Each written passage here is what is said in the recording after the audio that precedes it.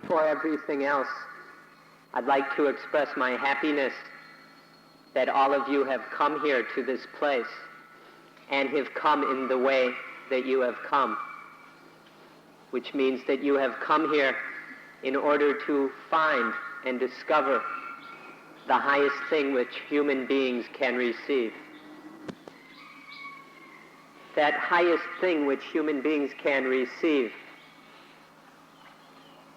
we can call it something which it is called in other religions also. We can call this highest thing a new life or a new world. A new life or a new world. What is standard for most of us is just to allow life to go along in the old way, the old life, under the influence or under the power of things we call the kilesa, mental defilements, mental pollutions. So the old life just goes along under the influence of the kilesa, or the influence of the instincts. Man has developed in knowledge to a point where there is the ability to get out from under the influence and power of the kilesa, of what we call the mental defilements. Before this knowledge was developed, all that man could do was go along under the power and influence of the kilesa. Man knew nothing better, and because of this lack of knowledge, the end result was always what we call dukkha, unsatisfactoriness, unpleasantness, unhappiness, suffering. But now there is an ability to get out from under the weight and influence of the kilesa and out of dukkha. This kind of knowledge we call Buddhism. But let's be very careful about this word and not stick any preconceptions on it. The word putta or putto means the one who knows, the one who is awake, the one who has opened up to truth. This is not a specific individual. It is a quality or a virtue. And anyone who can open up, who can receive this quality and virtue, that one can be putta. We often call this Buddhism, but there's a shorter word that we can use as well. This word is Dhamma. Dhamma means the truth or reality of nature. When we talk about the law of nature or the truth of natural things, this isn't limited to any specific race, language group, ethnic group, or religion. Everyone who is born according to the law of nature must live according to this law of nature. And so when we're talking about Buddhism or Dhamma, it applies to all of us who must live under the rules laid down by the law of nature. An example of the universality of the law of nature is that for everyone, when we eat sugar, it is sweet. When we taste salt, it is salty. And when we taste vinegar, it is sour. It doesn't matter what country we are born in, whether we are male or female, what our religion is, or what language we speak. For everyone, salt is salty, sugar is sweet, and vinegar is sour. This is an example of the centralness and universality of the law of nature. Or we can take an example of something which man has produced, modern medicines. Doesn't matter where we come from, or our language, our religion, our ethnic group, our education, or class. When we take or use a modern medicine, whether it is an antibiotic, an antiseptic, or some anti-something else, it will have the same effects on all of us. So those were two examples of some things that are universal to all human beings. There's one other thing. In all the universe, there is something common to all humans. This is dukkha, unsatisfactoriness, unpleasantness, unhappiness, or suffering. And the total end of dukkha, the end of that unpleasantness, unsatisfactoriness, unhappiness, and suffering. This truth of dukkha and the end of dukkha is a reality for all human beings, regardless of religion, class, education, sex, or whatever. This Dhamma of dukkha and the end of dukkha is something universal. Please excuse us for using this word Dhamma, but we don't know what to translate it as. We can't think of an English word that would fit the word Dhamma, so we will use the word Dhamma. This Dhamma of dukkha and the end of dukkha applies to all human beings. It is relevant to each and every one of us. We can look at the word Dhamma in four aspects, or four meanings. The first meaning of the word Dhamma is nature, the things around us, and including us. The second is the law of nature,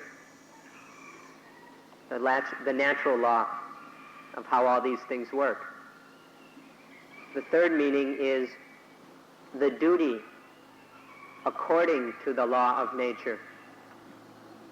And the fourth is the results or fruit of doing that duty, of living that duty. So we can summarize these four meanings as that which we must know and practice according to the law of nature. Of those four meanings of Dhamma, the third is the most important. Duty is the most important meaning of the word Dhamma.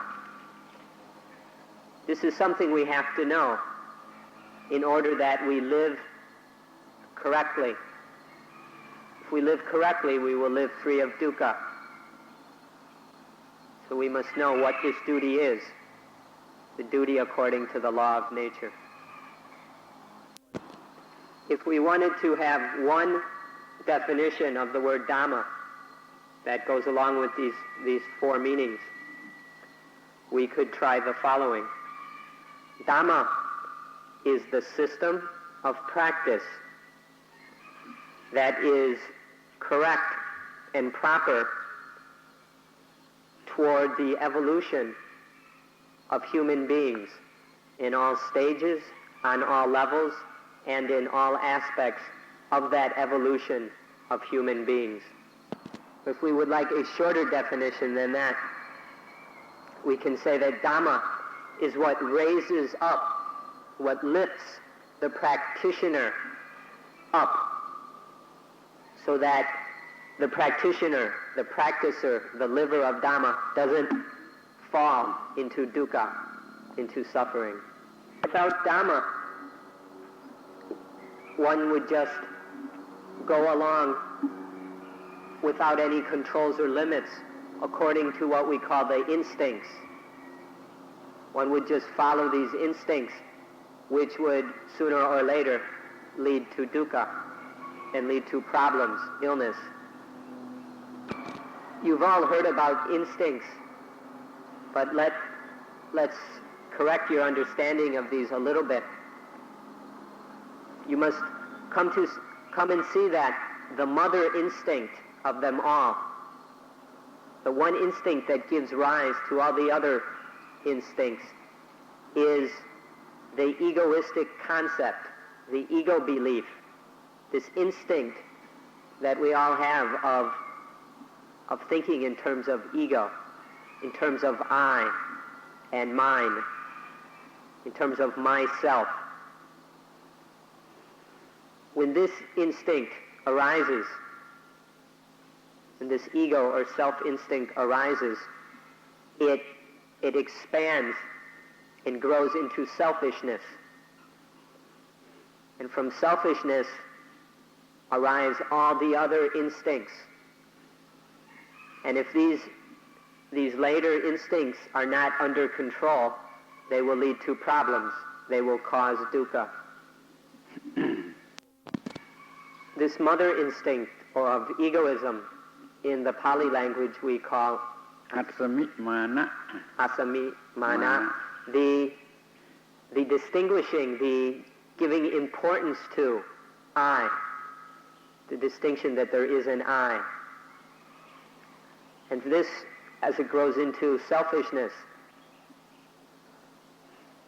will start orientating the I towards behavior that is seeking one's own benefit, regardless of what is harmful or beneficial for others. And so this selfishness will lead to problems both for oneself, because this ego will never get everything it wants, and so it will be dissatisfied. It will experience dukkha. And because of the selfishness, it will step on others, it will do harm to others, so that others also experience dukkha.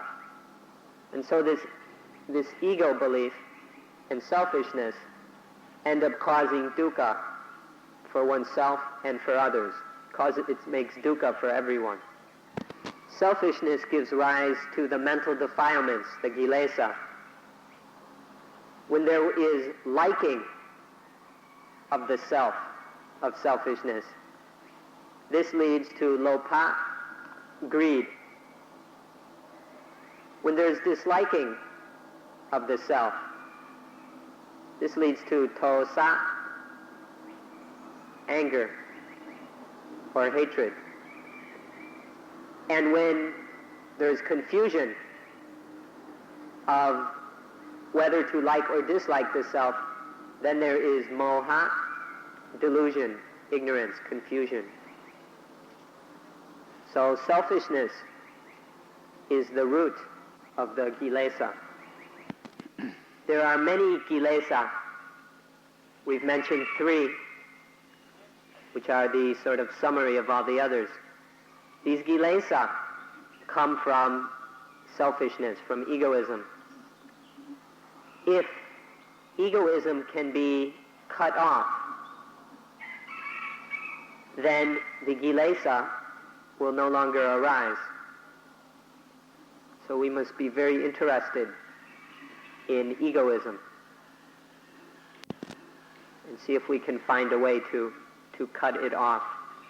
For those of you who are Christians or have studied Christianity in the past, I'd like to point out something very, very important.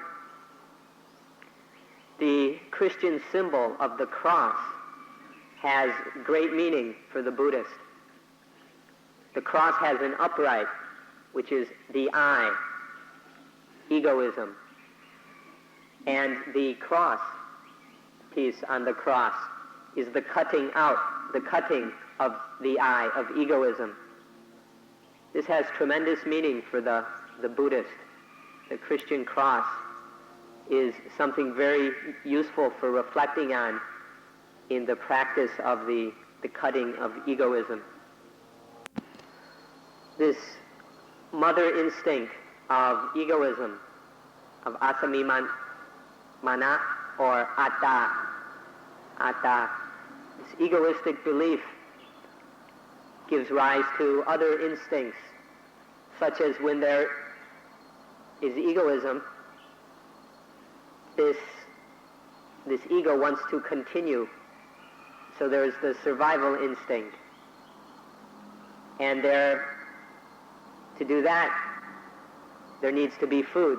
So there's the instinct of searching for food. And there is the fighting instinct when this ego is threatened. Or when it's unable to fight, then there is the flight instinct, the instinct to run away. And there are many other instincts which arise out of the egoism instinct, such as boasting about oneself and things like this. We can call these the instincts, or we can call them kilesa.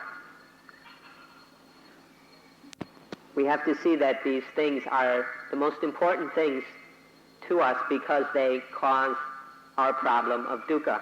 And for this reason, we must learn how to deal with them, how to limit them, how to cut them off. If you examine these instincts, you'll see that they are something that we cannot stop. We can't just abandon the instincts because the instincts are what keep us alive. The instincts are necessary for life and for survival. Therefore, the object is not to get rid of the instincts. But if we continue to examine these things, we'll see that when they are out of control, when there are no limitations on the instincts, then they lead to selfishness and all the problems that arise from selfishness, which are the kilesa. So the instincts which are out of control become kilesa. But we can also see that these instincts can be put under control. They can function within limits so that they are not excessive or too much. And when the instincts are within reasonable limits, then they become poti, wise, enlightened. So the instincts can go in two directions, towards kilesa or towards poti, towards defilement or towards enlightenment. If we examine nature, we can see that it has two levels. There's low-level nature and higher-level nature. Now the instincts, the basic instincts, are neither high nor low. They're just in the middle, and they go towards survival. The instincts are for survival, nothing more. This is neither high nor low. Now the question for us is whether to follow the instincts on the low level of kilesa or on the high level of poti, enlightenment. The question for us is whether to pursue the low level, which takes us to dukkha, to despair, anguish, fear, worry, lamentation, grief, and things like this, or on the high level of poti, which is the end of dukkha, freedom from dukkha. This is why we need to be interested in the Dhamma, because the Dhamma is what is happening with all this. The Dhamma is the way of practice that enables us to pursue the high level of nature rather than the low level, and by doing so, to be free of dukkha. Right now we'll have to take a little time to see how the instincts cause the kilesa. So we'll look at when an infant is born from his mother's womb or her mother's womb and enters the world. At that time, the infant only has instincts for survival. But once it is in the world, it comes into contact with various things, such as food, or things that entertain it, or coddle it, or take care of it. So then the infant, the very young child, comes to know good tastes and bad tastes, delicious tastes, unpleasant tastes. It comes into contact with things that it likes and things that it doesn't like. And these develop tendencies to love and to hate, to like and to dislike. And these tendencies are the kilesa.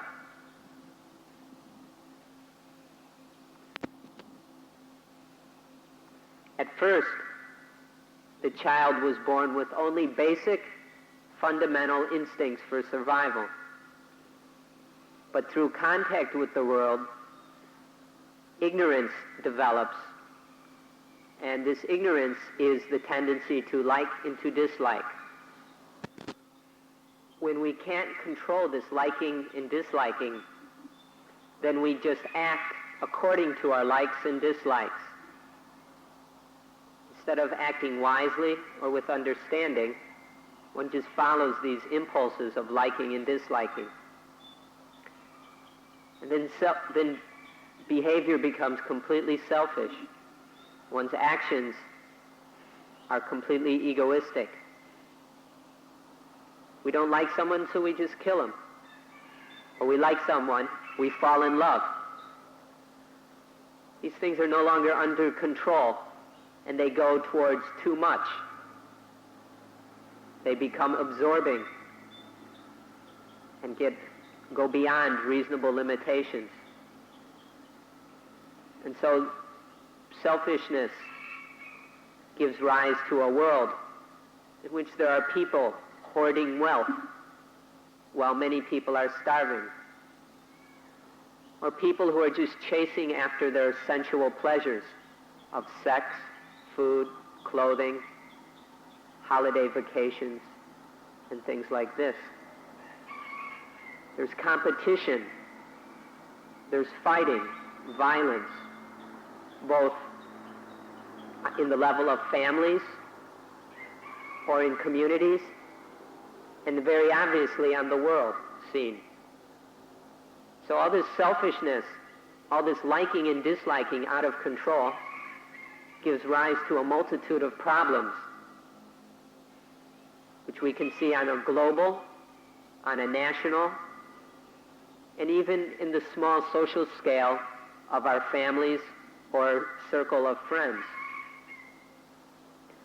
But most of all, we can see the problems it causes within our own mind.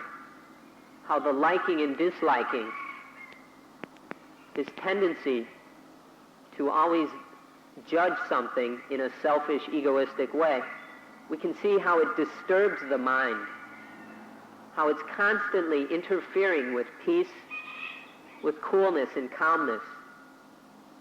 And we can come to see that there can never be happiness while there is this egoistic, selfish tendency to like things and dislike things. We read the newspapers and we can see the terrible extremes that develop out of this tendency to like and dislike. But if we examine within ourselves, we can see the constant annoyance and disturbance that this causes within ourselves. Just let us emphasize once more that all the crises in the world at this time have been caused by our inability to control the instincts. So let's look at how the neutral, basic instincts become kilesa, how the basic instincts become a low level of nature, the low level instincts which cause problems. Let's start with what we call the ayatana. There are internal ayatana, or internal sense organs. The eyes, the ears, the nose, tongue, the body, and the mind. There are 6 internal ayatana, or sense organs. There are 6 external sense objects, the external ayatana. Sights, sounds, smells or odors, tastes, bodily sensations, and thoughts or mental objects. So there are 6 internal sense organs and 6 external sense objects. These form 6 pairs of ayatana: the eyes and sights, the ears and sounds, the nose and smells, the tongue and tastes, the body and physical sensations, and the mind and mental objects. Now there are these 6 pairs. Let's take the first pair, the eye and forms or sights, things that can be seen, visual objects. Let's take this first pair and look at it. When there is the eyes and there is an object of sight, there arises seeing when eye consciousness arises with this pair of internal sense organ and external sense object. So there's the pair coming together and eye consciousness, seeing, arises. When these 3 meet, we call this phassa, contact. This moment of contact is very, very important, because if at the moment of contact there is mindfulness and wisdom, things will go okay. But if at that meeting of sense object, sense organ, and sense consciousness, at that moment of seeing, at that contact, if there is stupidity, foolishness, ignorance, then there will be problems. So let's watch what happens when there is phassa, or contact, which is stupid. If there is stupid or foolish contact, there will be a mental reaction towards that contact of either liking, disliking, or confusion of whether to like it or dislike it.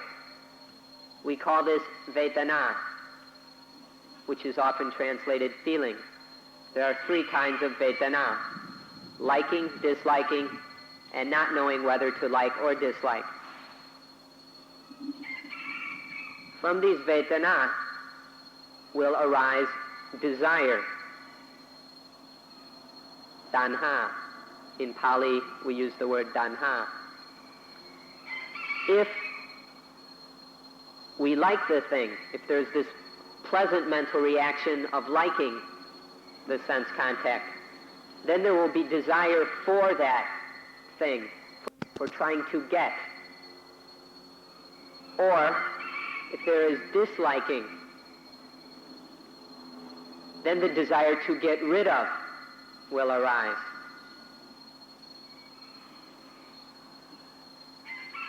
So these desires arise. And once desire arises, then arises a feeling of the I. Or the feeling of an ego begins to develop, because there's the desire, and then the one who desires, who wants to get or wants to get rid of. This begins to develop, and then becomes the full-born ego. The ego is born.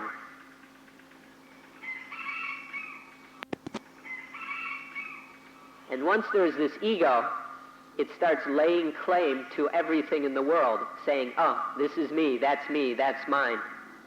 Starts claiming everything. When there's this big fat ego claiming things as me or as mine, then this ego is ripe for dukkha. And this ego will experience problems all the time. So this is how the basic neutral instincts drop down onto a low level, the level of the mental defilements. We need to understand this if we are to have any hope of freeing ourselves from this cycle, from this habit of desiring, of egoism. So this is how egoism arises, and we need to understand that arising. And we have to see the problems that it causes. This moment of contact, the moment of contact, that meeting, sense organ, sense object, and sense consciousness of seeing or hearing, tasting, smelling, sensing, or thinking. This moment of contact is the most important moment.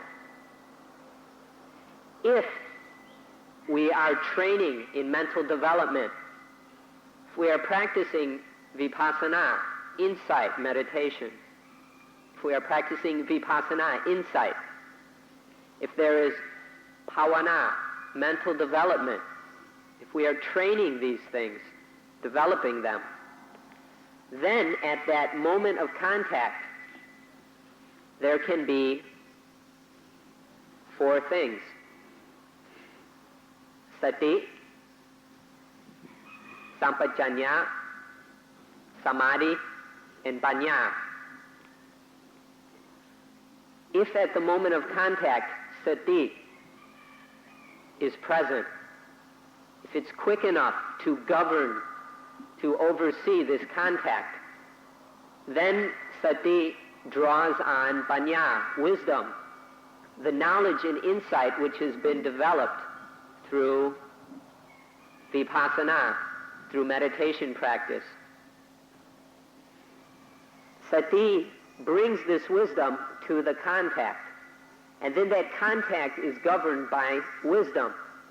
It is not stupid. It is wise. And so there is wise contact.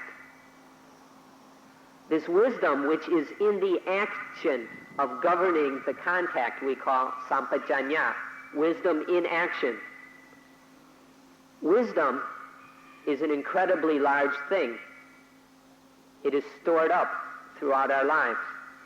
But sampajanya, wisdom in action, is the specific knowledge necessary to deal with a specific contact.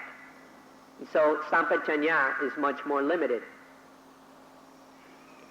And with samadhi, the one-pointed mind, this wisdom is able to do its work with great power and strength because the mind has been trained and knows how to summon its energies and abilities.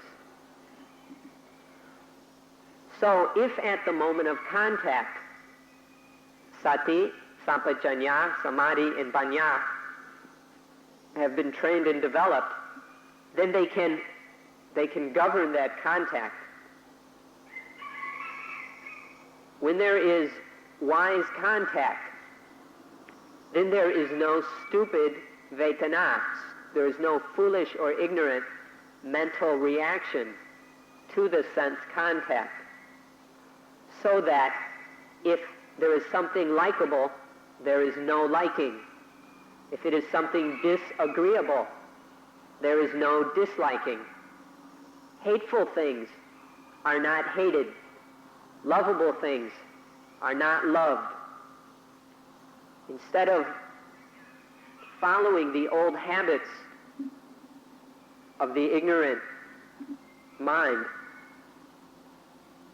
there is wisdom. So there is just seeing or hearing or tasting or sensing or thinking. When there is no more of this ignorant reacting,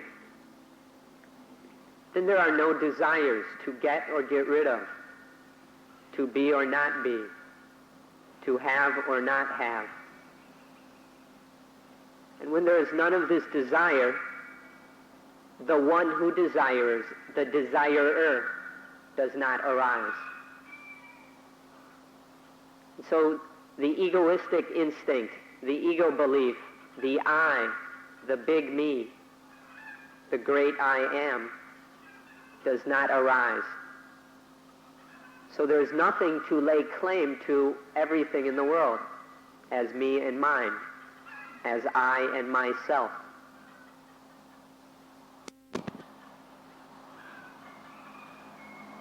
So the instincts have been developed in the way of poti, enlightenment, wisdom, understanding. And one has avoided the low track, the low level of kilesa. The low level leads to dukkha, but the level of poti, of enlightenment, where sati and wisdom govern the moment of contact, this is freedom from dukkha. When there is contact, sense contact, one knows what to do. The right thing is done in regards to that sense contact. And then there is no dukkha, no problems. What we were just talking about was one example of what happens when the eye sees something or the other kinds of sense experience. It's a description to help you know where to study in your own meditation practice. So you can do that and see for yourself how it works. In summary, we've explained how the neutral instincts can get derailed into the lower level of kilesa and thereby lead to dukkha, where the instincts are allowed to get out of control and grow into desire and attachment, into egoistic attachment. When there's the ego or the self or the soul, this is called the old life. It's the heavy life. Because when we must walk around carrying around this ego, we find out it's a very heavy thing. It's like a big rock, one of these boulders on our back. The self or the soul is a very heavy burden, constantly weighs us down and tires us. Even the biggest diamond or jewel in the world, if we have to carry it around all the time, will be a burden. So this attachment, this identification to things as I, is a heavy burden which weighs us down and causes dukkha. This is the old life. But when the instincts are developed in the way of mindfulness and wisdom, then life is much lighter. Instead of carrying around these burdens, these heavy weights, we put them down. Life is lighter, freer, more peaceful, more skillful. Because life where there is no ego, where there are no desires growing out of the sense contacts, and then no egoistic beliefs, no attachments growing out of the desires, then there is no ego, no self, no soul to burden life. The mind doesn't have this heavy weight. The mind is free, peaceful, light, very skillful. The mind can act much more skillfully when it doesn't have this burden. This is new life. Old life is burdened and heavy with the self, with attachment.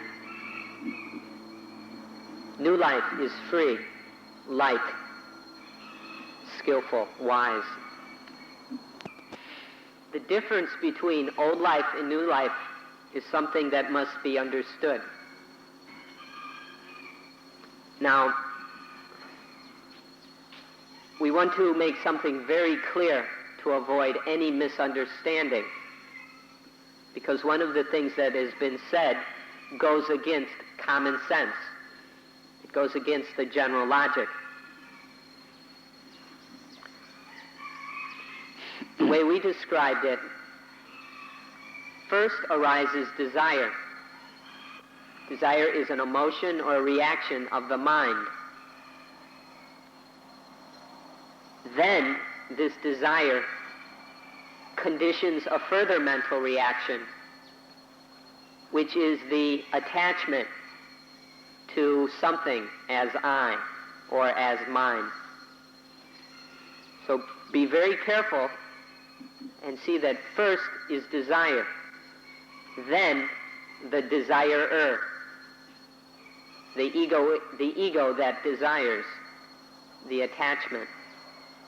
First desire, then desire. Common sense, for many, would think that first there is the desirer and then desire. First there must be someone to desire before there can be desire. That is what many philosophers might say. But if we really examine the mind and see how this process works, then we can see that desire arises first. And only after there is desire is there this egoistic attachment, the identification of things as I or mine. This distinction right here points out very, very clearly that there is in reality no self or no soul. That ego is only an illusion. All the ego is this reaction of the mind to desire. Desire arises, and then this illusion of ego arises. There is nothing at all real about the ego. It is just something we've been believing in for all these years because we haven't really examined things the way they are. So please understand this point, and then it will enable you to come to realize that ego, self, soul, is only an illusion. And when we see that this is an illusion, then we don't have to carry it around all the time. And the mind can be free, light, and happy. We've spoken enough about what the new life is.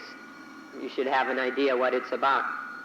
So now we'll take the time that is left to speak about the results, the benefits of new life, of the new life. And we will speak of 4 benefits of the new life. The first benefit is we are not under the power or influence of the kilesa, the mental defilements. The instincts don't tend in the lower way.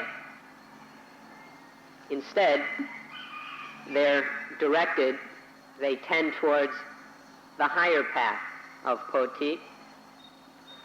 So we can summarize this first benefit as we are above rather than under. We are above the power of the kilesa. Let's talk about these kilesa a little bit.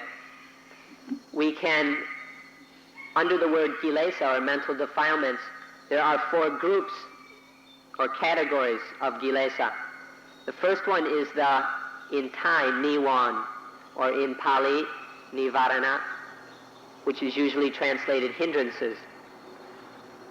The second are the kilesa themselves.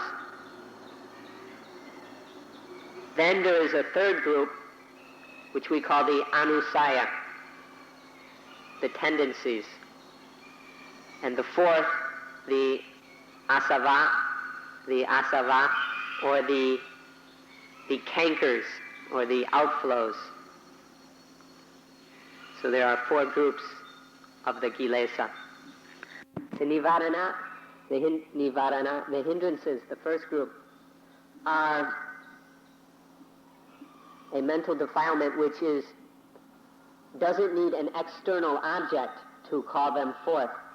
They arise from within, all by themselves. From anusaya. They arise from within, from the anusaya, which we'll talk about in a little bit. They're not dependent on external things, external objects or causes. The cause is internal. These nivarana are not as hot. They're not as powerful as the full-blown kilesa themselves. So sometimes we could say they're half kilesa. And these nivarana, there are 5 of them. The first is thoughts of sense objects, thinking about sensual desires and pleasures. The second are thinking in thoughts of anger, of hate, ill will. The third is a dullness of mind, lack of mental energy. The fourth is mental agitation, too much energy. And the last one is mental uncertainty or doubt. These 5 nivarana disturb and annoy the mind a great deal. If you, by keeping an eye on your own mind, you'll begin to see what a annoyance these things are. It's very important to come to know these nivarana because they're present all the time, every day in each of us. They're not these big crises which only come now and again in our lives. The nivarana are little pestering, annoying defilements of the mind which are constantly bothering us. Not all the time, but much of the time. So we need to see these things. If we don't have any understanding or realization of the nivarana, it's ridiculous to come here and practice vipassana. It's like going to the doctor when you don't know what's wrong with you. Or you don't even know if there's anything wrong. As far as you can tell, there's nothing wrong, but you go to the doctor anyway. You don't know why. You just go. You waste your time, you waste your money, you waste the doctor's time. But now, if you know there's something wrong, then you'll go to the doctor intelligently, wisely. And so vipassana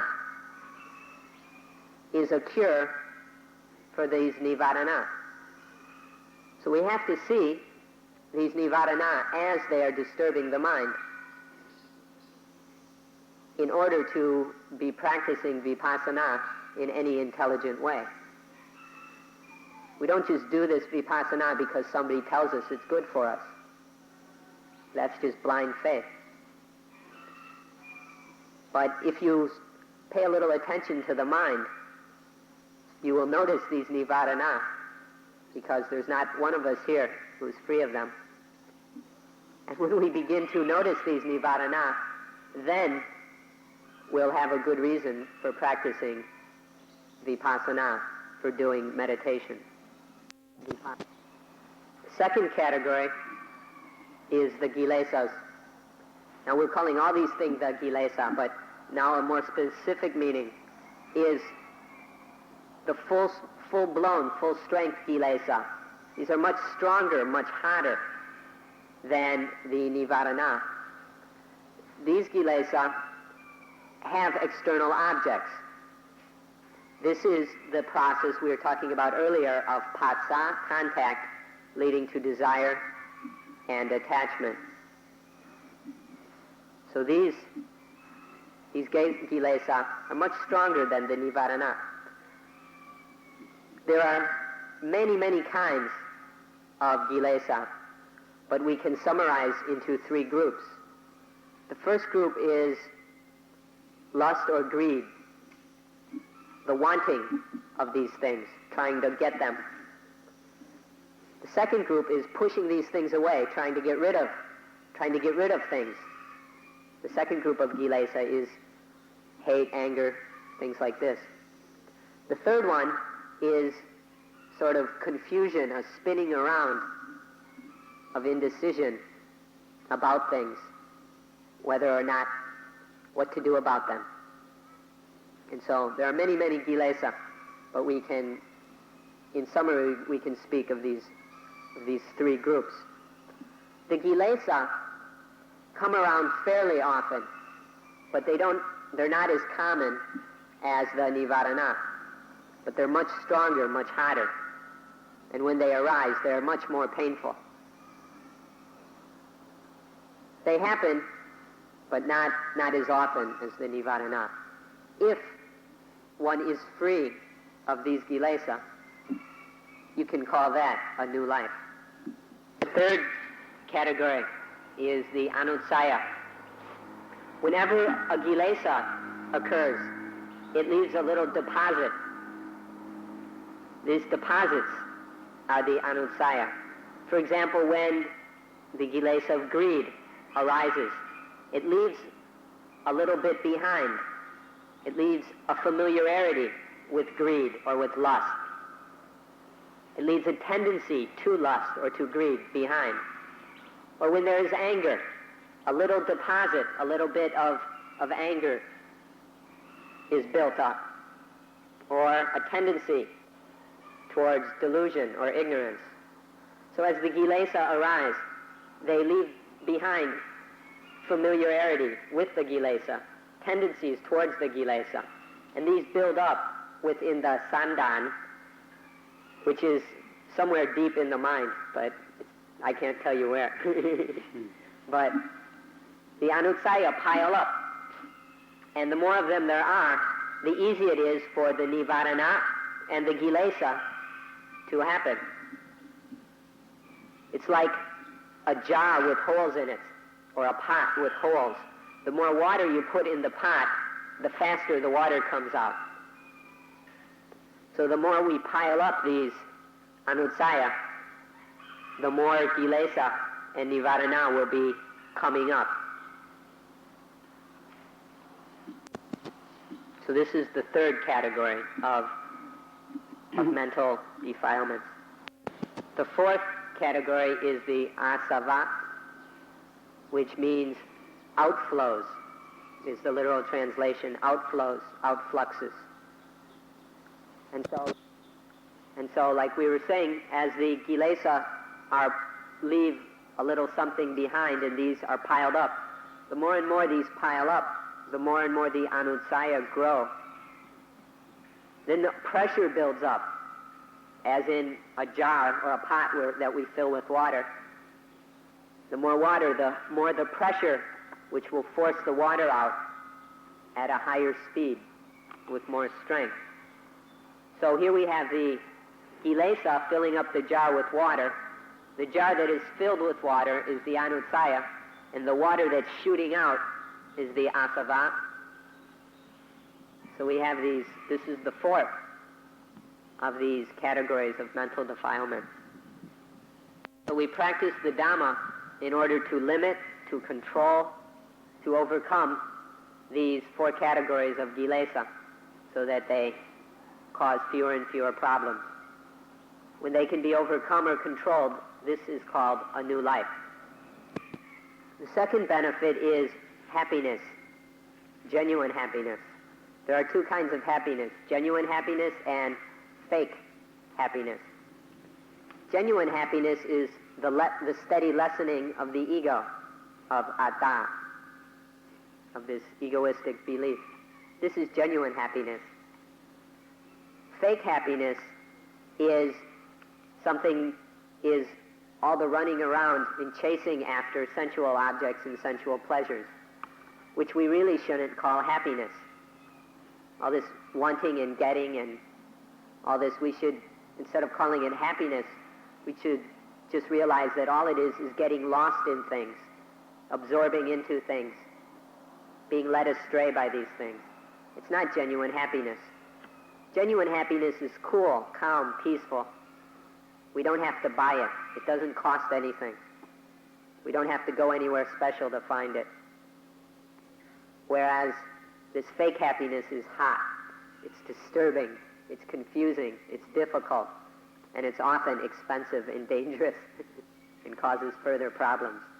So the second benefit of practicing the Dhamma is genuine happiness. This is a new life. We can summarize this in saying genuine happiness doesn't cost any money. It doesn't depend on money. And so we've got money left over. Whereas fake happiness, no matter how much we spend, it's never enough.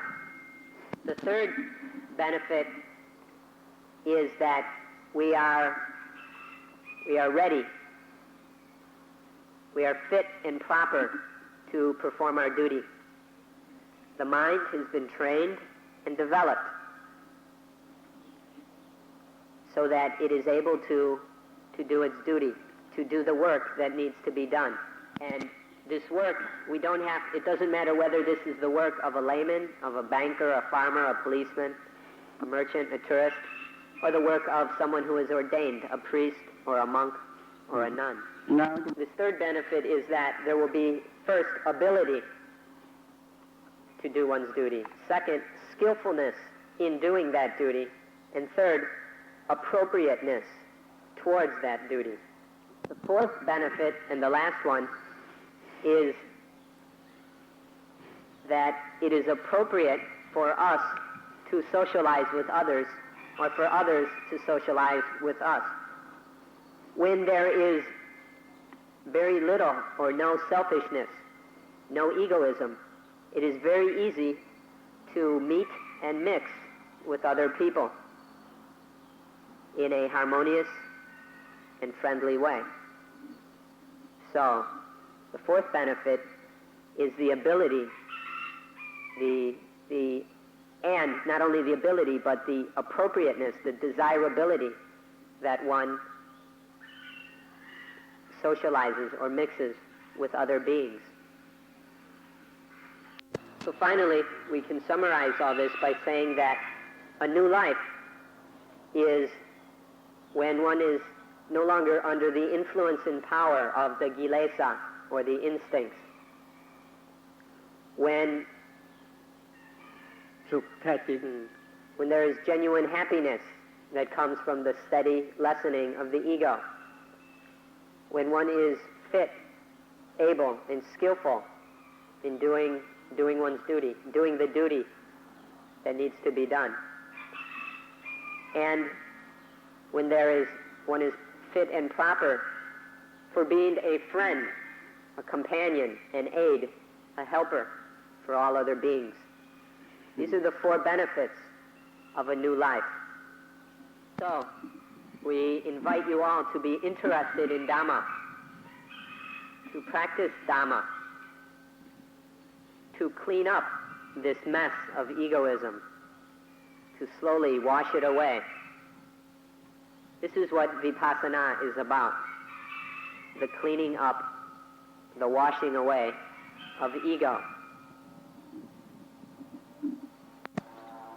So then we can all come to an understanding and agreement and promise each other that each of us will work at understanding and practicing Dhamma, at dealing with this problem of ego, that we will develop ourselves in this way. We will each do this work and duty that each of us has to do. And we can have this agreement amongst ourselves so that each of us in this group knows that the others are working in this way. And so we can each get along with the work that needs to be done, and we don't have to be worried about the others. And so we can all do our duties. We hope that everyone will meet and find a new life. And on this note, we request that today's meeting be closed. Thank you.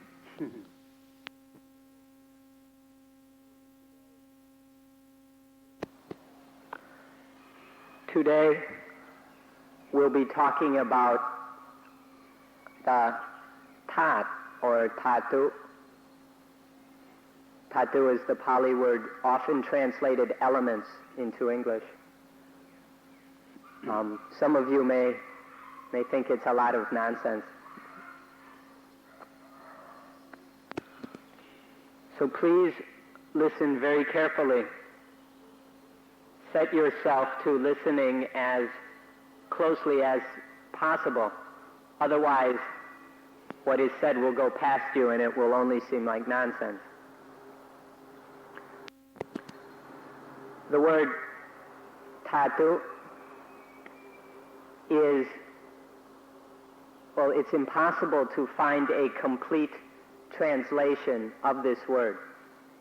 The word element we use primarily for physical or material things, but tatu are not limited to the material. It includes mental things and spiritual things. So tatu refers to both material and non-material things. The first day we spoke about a new life, which is related to today's topic of tatu, because if anyone is able of seeing everything as just dhatu, nothing but dhatu, then that will be the same as a new life. That will be a new life. If we see everything as just dhatu, then we won't see anything, we won't attach to anything as a self or a soul, and there will be no selfishness. Let's recall that selfishness is the most immediate concern we have. It's because of selfishness that all the world's problems, the present world's problems, are derived from selfishness. All the crises, all the innumerable tragedies are because of selfishness, arise from selfishness. We hold that that non-selfishness is the end of problems, that selfishness is the cause of all the crises in the world. Therefore, if we destroy the self, if we kill it, by finding out that it isn't real, that it's only an illusion, then all these crises will be taken care of. So the way to destroy the self, or selfishness, is to see that everything is just dhatu, natural dhatu, that's all. If we uphold a faith or religion that believes in a God or in one God, we limit selfishness by focusing, by giving up to God. Instead of being selfish, we are Godish and oriented towards God. This allows us to more and more give up selfishness. In Buddhism, there is no belief in a personal creator God. The way that Buddhists limit and deal with the problem of selfishness is to realize that in reality there is no self to be selfish about. We can do this by beginning to understand and realize that everything is just dhatu. So the way we deal with selfishness is to realize there is no self, to see that there are only natural elements, natural arising phenomena that just follow the law of nature, and that we must live according to this law of nature, and then we can take this law of nature as our God, as an impersonal God, and more orient oneself toward the law of nature, rather than orienting oneself towards a self. And in this way, through following, living according to, by being oriented to the law of nature, the idea, the belief in a self, is let go of. Therefore, the thing we need to see is that there are only these natural dhatu, nothing else, just natural dhatu, and that nowhere is there any part or portion that is a self or a soul. We need to see and realize this. So please set your minds to this task of understanding that there are only natural dhatu arising and passing away according to the law of nature. So we'll look at the meaning of the word dhatu. When we separate and divide things into smaller and smaller bits, the smallest portion or division after this long process of separating and dividing,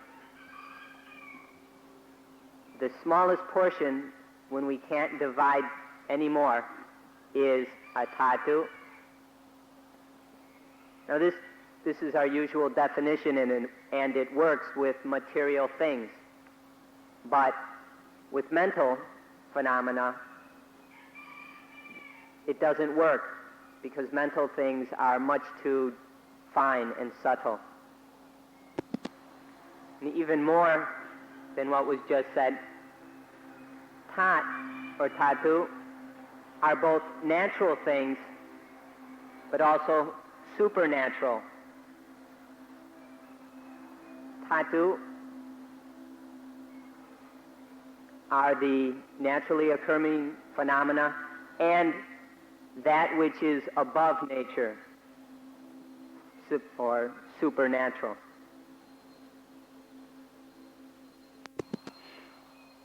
According to the roots, the literary root of the word dhatu, it means something that can maintain itself by itself, something that can stand alone or stand by itself, whether referring to natural or supernatural things. Things which are subject to change and impermanence, that is, compounded things, stand in a way appropriate to changing things. And then the supernatural, or things which we can't say, that we probably shouldn't say are changing, these stand or maintain themselves in the way appropriate to supernatural things. So changing things, impermanent things, conditioned things, maintain themselves or stand by themselves in a way appropriate to change. And supernatural, unconditioned, non-conditioned things will maintain themselves in a way appropriate to the fact that they are not conditioned. So in Buddhism, and we ask the apologies for some, we have to say that even God is a dhatu. So by seeing everything as only elements, just dhatu, then we are able to let go of the self. Even that mother instinct of egoism can be seen correctly by realizing that everything is only dhatu. And in this way, selfishness is done away with also. Now when we look at the word dhatu, at the beginning we can see there are two kinds of dhatu. There are kaya dhatu, or physical, material dhatu. Mano dhatu. And then mano dhatu, which is mental or spiritual dhatu. As far as the physical dhatu, we can break them in, we can see four types of dhatu. The first is earth dhatu, which is the solid, or dhatu that takes up space. The second is water dhatu, which is the dhatu of cohesion, of holding together. The third is the fire dhatu, the dhatu of temperature. And the fourth is air or wind dhatu, the dhatu of movement. So these four physical dhatu appear in all material things, whether they are solids, liquids, or gases. These are the four physical or material dhatu. Then there is a fifth dhatu, akasa dhatu, or space dhatu, or emptiness dhatu. This is the voidness or emptiness that all the physical dhatu are founded on, established on, this space dhatu. Without it, without a space dhatu, none of the other dhatu could be anywhere, or could exist. The sixth dhatu is unlike the first five in that it is in no way material or physical. First five had to do with materiality and physical things. The sixth one has to do with the mind, spirit.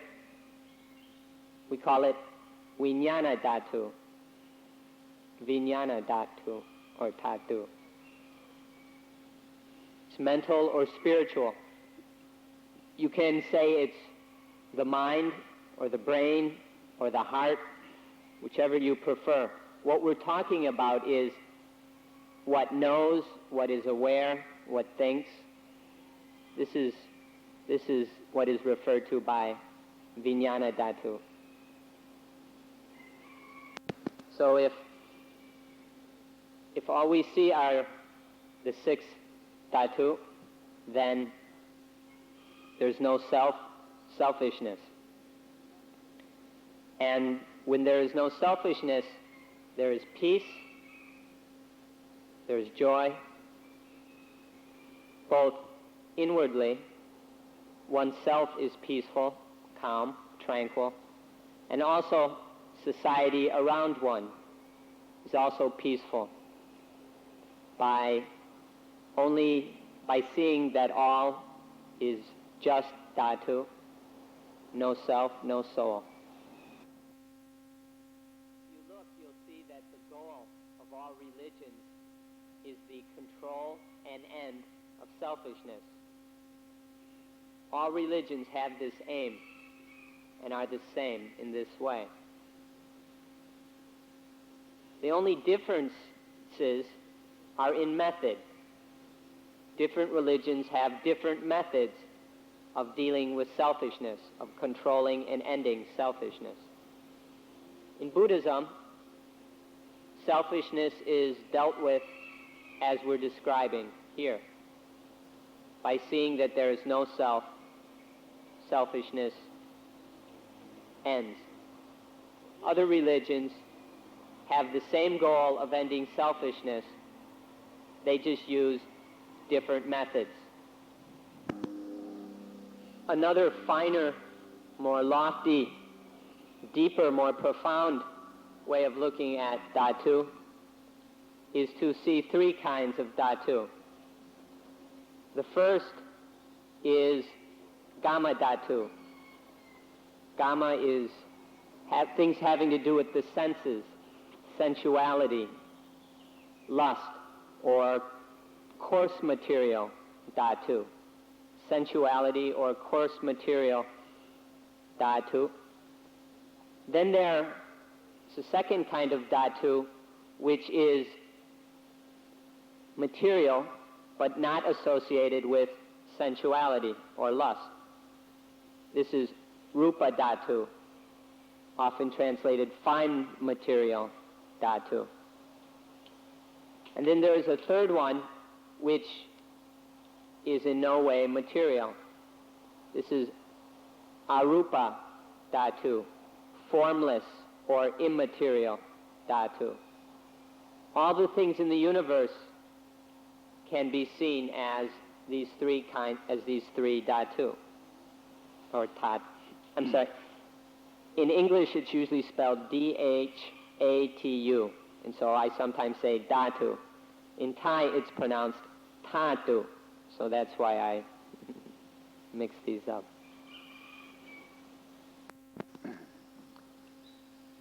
The mind can find happiness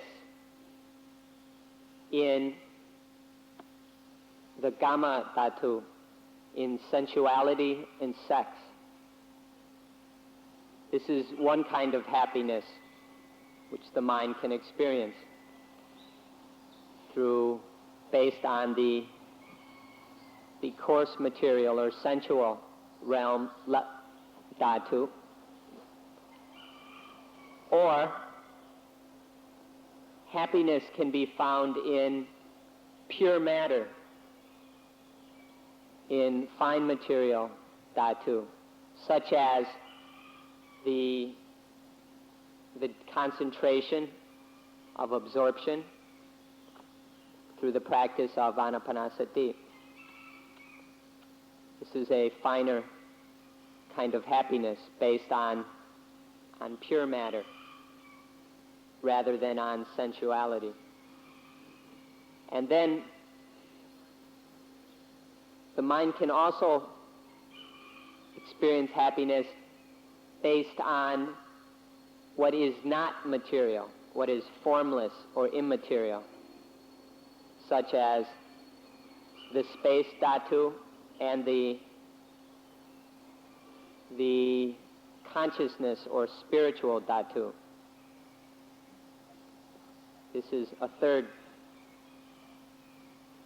type of happiness. And this third kind is a kind of concentration or samadhi which we have not yet studied or looked at. If we look carefully, we'll see that Gama dhatu, the coarse material dhatu, can be attached to as self or soul, and for this reason is dukkha. We can see that rupa dhatu can also be attached to as self or soul, and therefore is dukkha. And arupa dhatu, formless dhatu, can also be attached to as self or soul, and therefore is dukkha. All of these three dhatu, if attached to, are dukkha. These three dhatu, or dhatu, are basis for attachment. We attach to them and they are dukkha. Now there is a fourth dhatu which opposes these three. This is nirota dhatu. When their nirota dhatu is the end of the other three dhatu. The word nirota can cause problems in English. Literally, it means to extinguish, to put out. So, nirota dhatu puts out or extinguishes kama dhatu, rupa dhatu, and arupa dhatu. And in doing so, it extinguishes dukkha, unsatisfactoriness, suffering. We can see that there are two kinds of dhatu. Dhatu that cause dukkha, and dhatu which extinguish dukkha.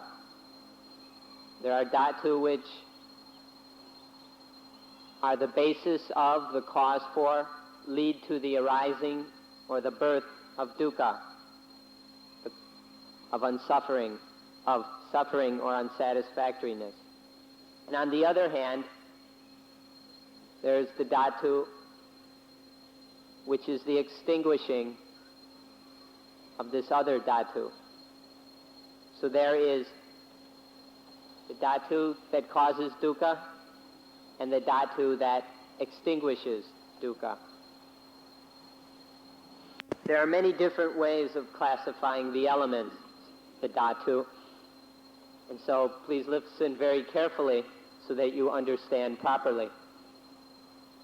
We can also see that there is gama dhatu and agama dhatu. There are many, many different kinds of dhatu which are associated with the senses, that are connected with sensuality. These are gama dhatu. And then there are agama dhatu, dhatu that are not associated with the senses or with sensuality. So there is the very many different kinds of sensual dhatu, and then there are non-sensual dhatu, which are rupa dhatu, arupa dhatu, and nirota dhatu, or fine material, non-material, and extinction dhatu. This is another way of classifying the dhatu. We can see that all things are dhatu, even that which we call nibbana in Pali or nirvana in Sanskrit. Even this is a dhatu. Sometimes we call it nibbana dhatu, or the coolness dhatu. It corresponds with nirota dhatu, the extinguishing of heat, the extinguishing of dukkha. This is nibbana dhatu. So even the highest thing, nibbana, is a dhatu.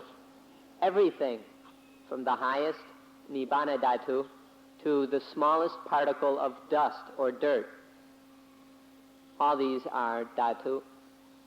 Everything is dhatu.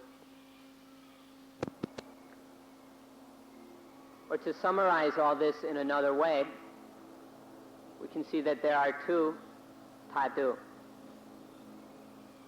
There is sankata dhatu, conditionedness, dhatu. All the things that arise and change and pass away through conditions and causes, things that are formed, which pass away, which have beginnings and ends. These are sankhata dhatu, conditionedness dhatu. And then there is asankhata dhatu, the unconditionedness dhatu. When there are no things, when there is no conditioning, no forming, no causes and effects, this dhatu maintains itself without change. It is eternal. So we can see these two dhatu, the conditionedness dhatu and the unconditionedness dhatu. Everything can be seen according to these two dhatu.